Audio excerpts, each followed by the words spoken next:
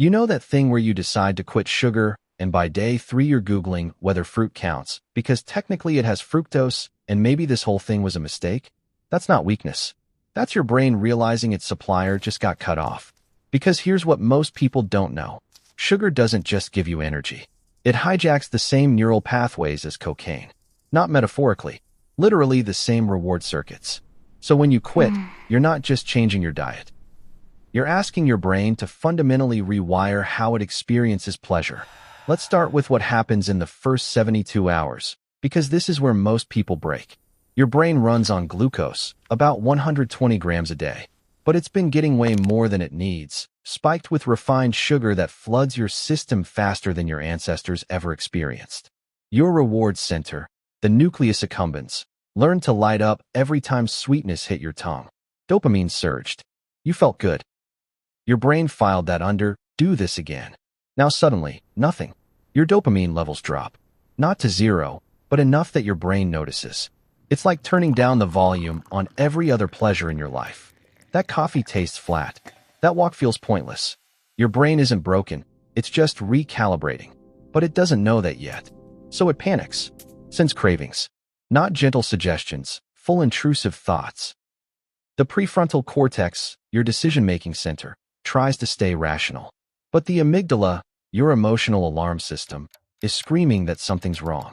You might feel irritable, foggy, weirdly sad. Some people get headaches as blood sugar stabilizes. Others feel tired because their mitochondria, the cell's energy factories, are switching fuel sources. This isn't willpower failing. This is neurochemistry in transition. And most people quit right here, convinced they need sugar to function.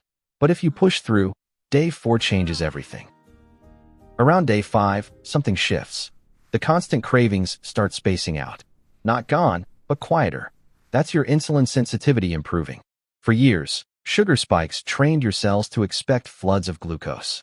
They built up resistance, like turning down the volume on a song that's too loud.